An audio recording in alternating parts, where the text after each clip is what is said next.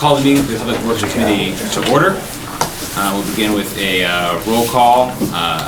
Chairman Brewski is here. O'Brien? Yes. Cleary? Here. Fine? Here. Peter? Here. Reinhardt? Yeah. Smith? Bergdorf? Here. And Hurley. Here. So we're just missing Mr. Smith. Can I get a motion to approve the previous? Motion, Mr. Chairman. Yes. All in favor? Say Aye. Any opposed? Hearing none, it passes unanimously. Welcome Commissioner Latina to the table.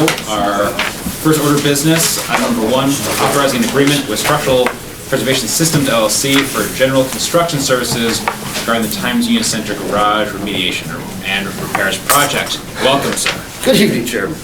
Yes, the Department of General Service had put out an RFP for the work at the Times Union Garage. Structural was the lowest responsive bidder, well below the next responsive bidder. We went and we checked out, their business practices. They worked with the engineer actually who did the plans on several other projects. They are a garage company, and we feel that they're going to do a very good job for us. Gotcha. I think I saw that one reason why it's about $1 million cheaper is with the asbestos abatement that structural preservations, they have that in-house. Is that right? And that's kind of why it's so much cheaper? Well, no, well, it's not, it's a lot of difference in the pricing here. If you look back into the RLA, the way we did this time, each practice that they're going to do, they had the unit price out. So if you look at comparable to, I dropped my paper, so I'm a little messed up here.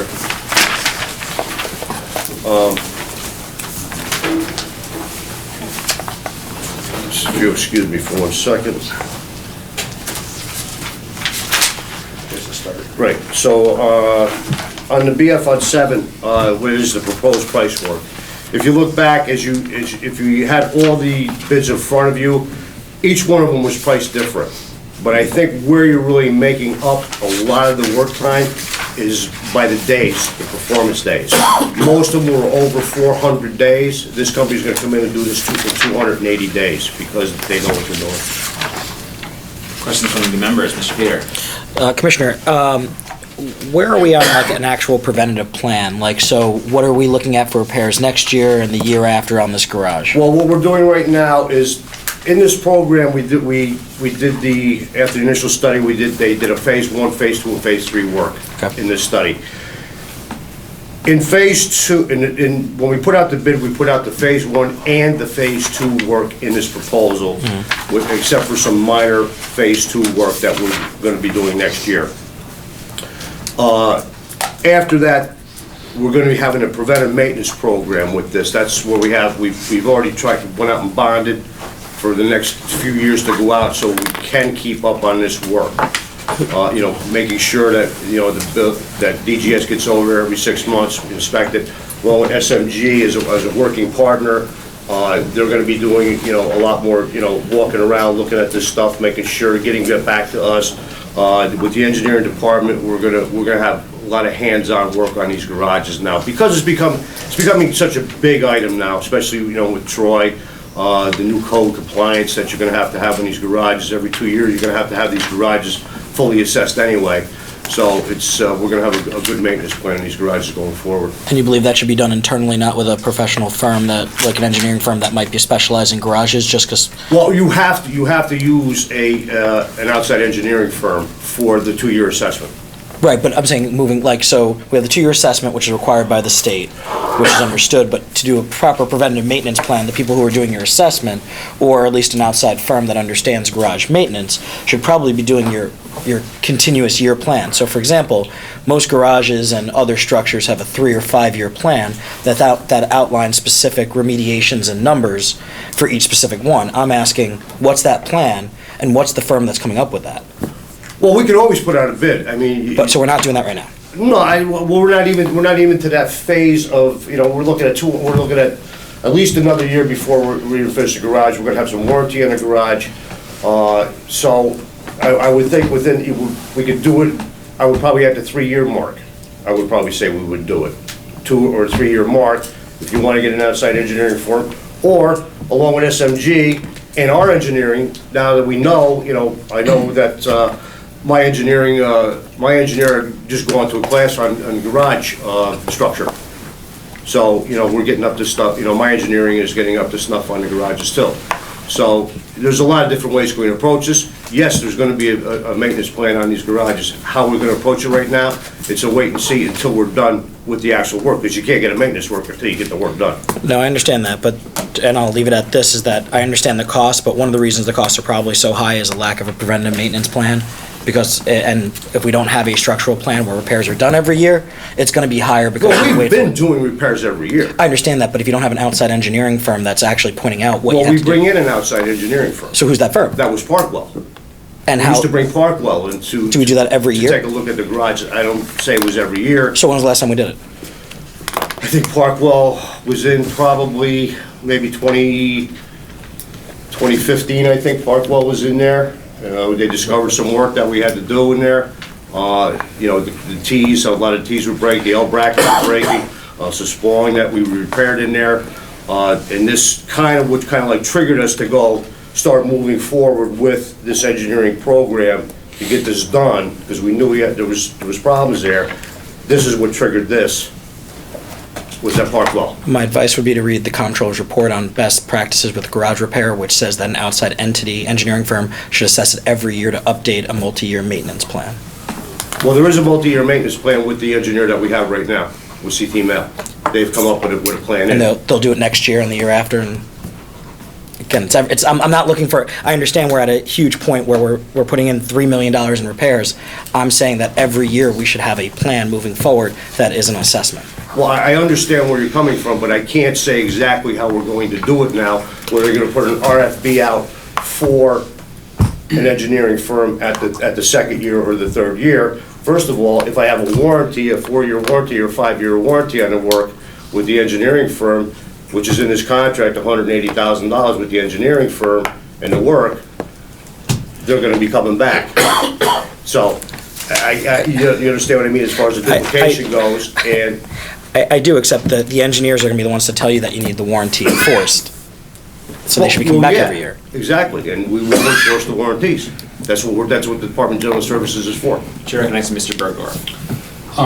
And maybe Mr. Thalen would like to comment on this. As a result of the surprising cost of this garage repair, we put together legislation last year which called for a facilities assessment committee, because you're thinking just in terms of garages, Right. okay? Yep. But the infrastructure owned by the county is scores of buildings, garages, roads, bridges, and while DPW does a really good job with the roads and the bridges, there are scores of buildings that we probably have no idea what our maintenance needs are. We had one meeting of the Capital Facilities Committee. There was one representative from the minority, that happens to be me.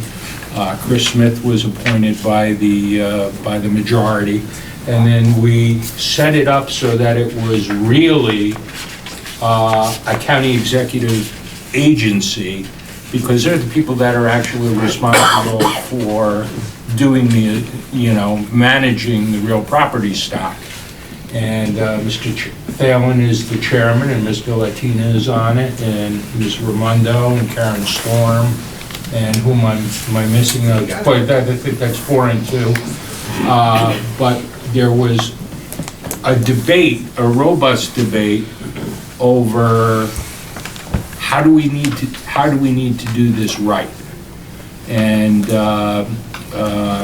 the administration was knee-deep in the budget last time, and they put in $300,000 for CT Mail to do on-call assessments, recognizing that, what was the dollar figure you came up with to do the whole stock? $3 million, something like that? Yeah. So to actually do a correct facilities assessment for the entire county, it would be a $3 million expenditure. So the idea was at the next meeting to find out if there were possible enhancements to add to the $300,000 so that there could be more professional assessments done. And DGS and DPW were going to sort of chronicle their efforts that they do internally. And then we also found out that there's some of our Albany County's inventory stock that we don't even carry on our books, like some of the stuff at the jail and other buildings that we really need to get our arms around to get the big picture. So, given your interest in this and your expertise, we welcome, I'm one guy, I would welcome your participation. It's up to Sean, who's going to call the next meeting. Yeah, I think the original intent was the end of January now.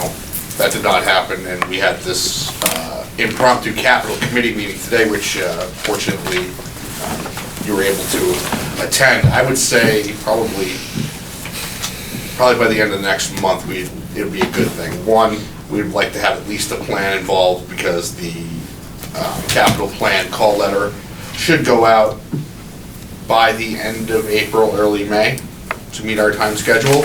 And if you wanted to be a part of that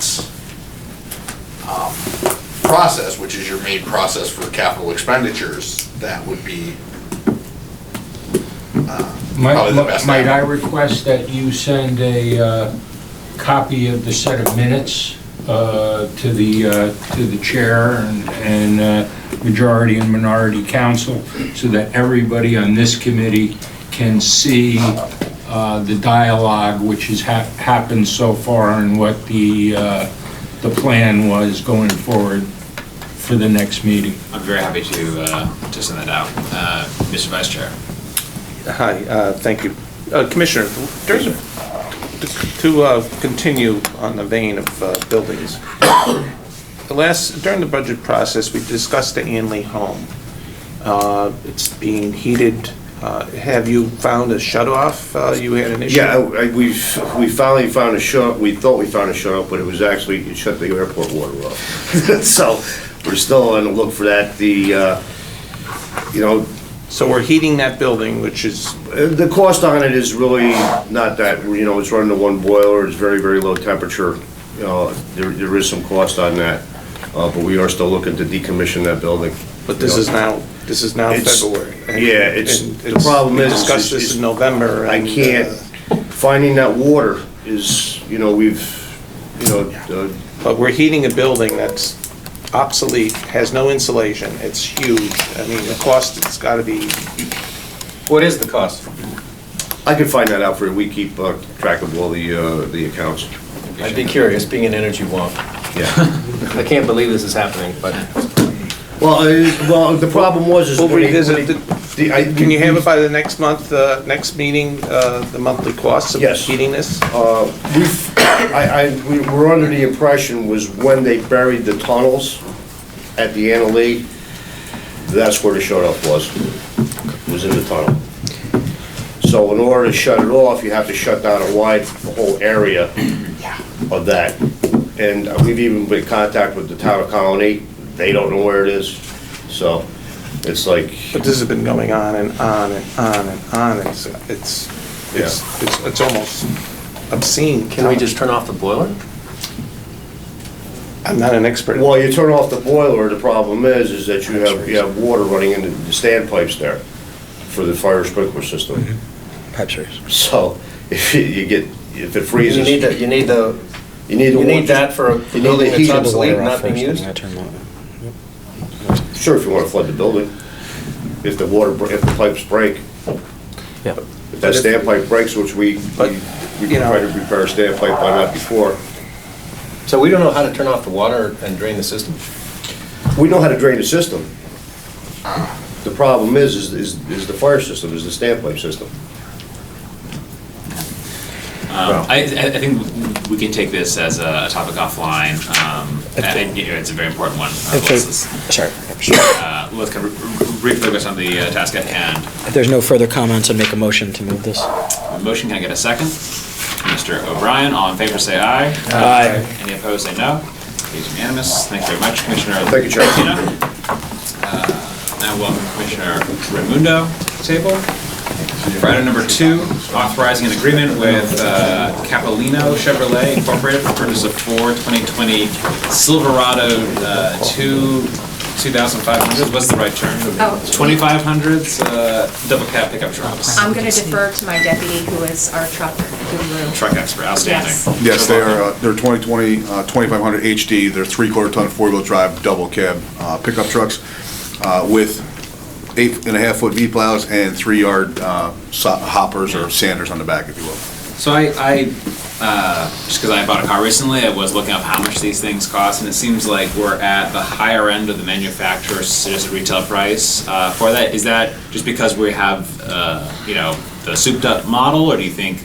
No, We only have 4 bids for this. Is there a way to get more, you know, bids for trucks like this to reduce the cost in the future? Just so we're clear, the bid price that you see is the truck outfitted with the snowplow, the hopper, and the timberings. So Okay. the price we're paying That's all for that's the vehicle is much lower than anybody else would pay. Outstanding. Any questions from the members? Motion move it. Second.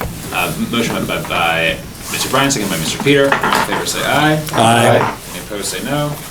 Unanimous, thank you. Item number 3, authorizing the agreement with John Deere Construction Retail Sales regarding the purchase of a 622G motor grader. This is, it's a specialized piece of equipment. It is a motor grader. We use it for pre-grading roads before the sub-base.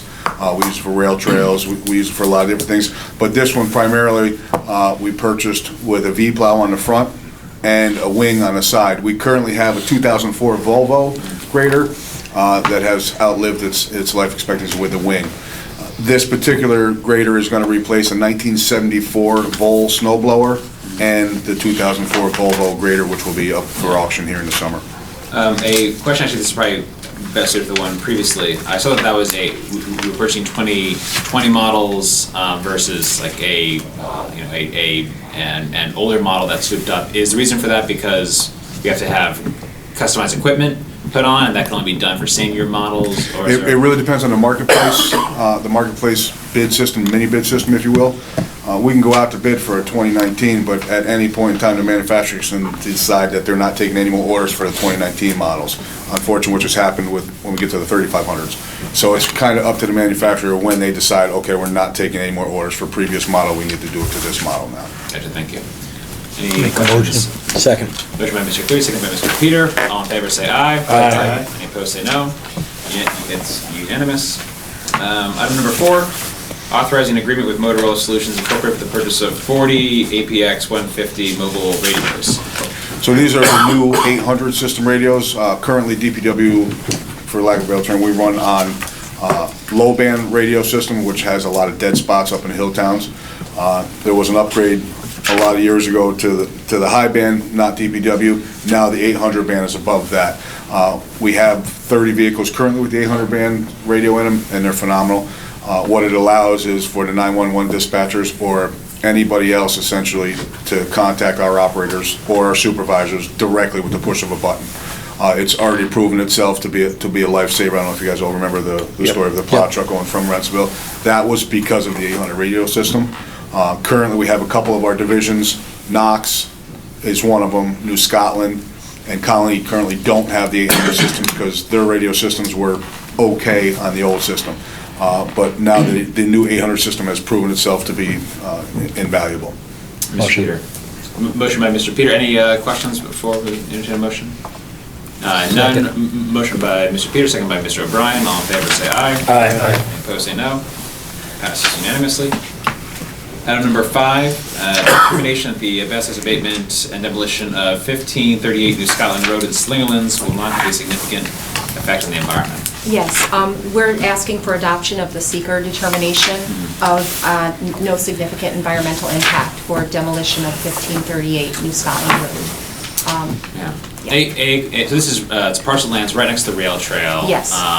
A question whenever I see a home like this, is the reason this wasn't conveyed to the land bank, or was it for? It's in such disrepair that the cost to actually rehabilitate it would be more than any value you could reap from it. Mm-hmm. And not to mention too, it is right adjacent to the rail trail, and so the land would be better used for the county for other purposes, potentially a park. Any questions? Mr. Reinhardt? Hi, Lisa.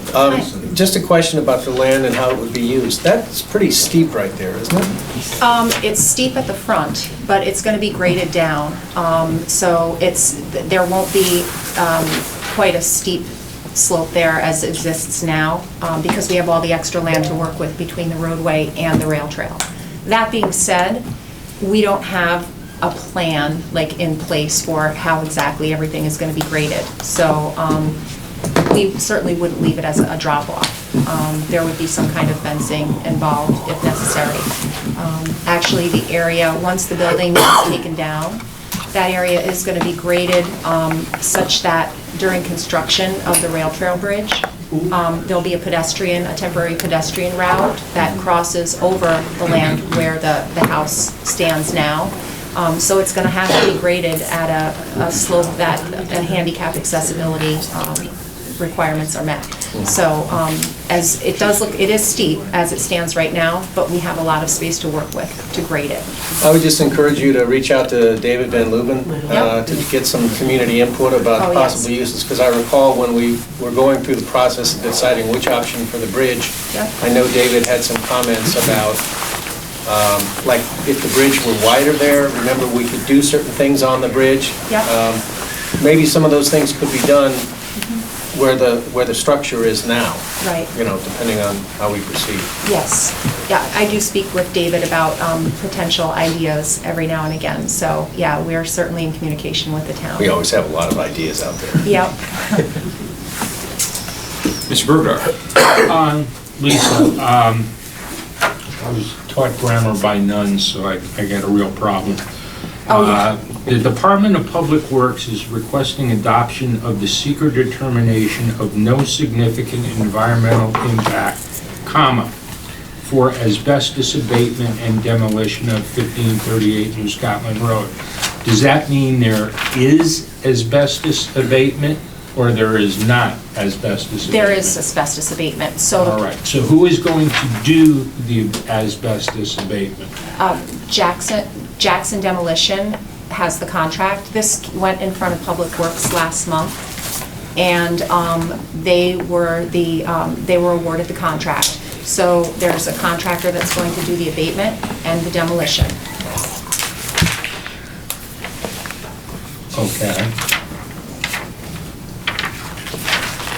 All right, that wasn't And quite- basically, this hadn't gone through the seeker process, so this is kind of, the seeker process was done a little late in the game for this, so we went through the process, so it just so happens The that, seeker probably should have gone first. correct. Okay. But it just, the way things worked out, we were able to go to the ledge with the contractor Has last month. Jackson started working yet? No. Okay. They actually, they can't start until all of the utilities are cut off, which is gonna take at least a month. Yes, Mr. Burley? Has there been any community discussion or input relative to the idea of demolition? Yes, we've had multiple meetings with Mr. Van Leuven, Susan Leap, the historic preservation representative. As a matter of fact, about 3 weeks ago, we took a second walkthrough through the house with both them and our county codes department and their town code department. And you know, they had agreed before this final walkthrough that, you know, as much as they'd like to see the building stay, they were in concurrence that it's not a viable option.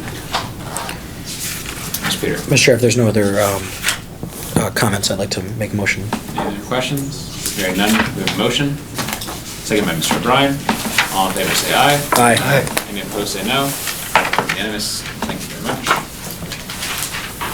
Item number 6, authorizing a supplemental agreement with MJ Engineering and Land Surveying PC for construction inspection services regarding the Albany County Rail Trail over New Scotland Road Bridge Replacement Project. Yes, this is a project right adjacent to where the demo is occurring. We are in the advanced detail plan stage of the project, which means that MJ Engineering circulated their plans to ourselves for review and DOT because there's a state roadway involved. And DOT had a comment about their concern for the level of service that was going to happen during the potential detour at Cherry Ave and Kenwood Ave. During construction, the proposal was to close the bridge and therefore close the road and reroute traffic over Kenwood Avenue.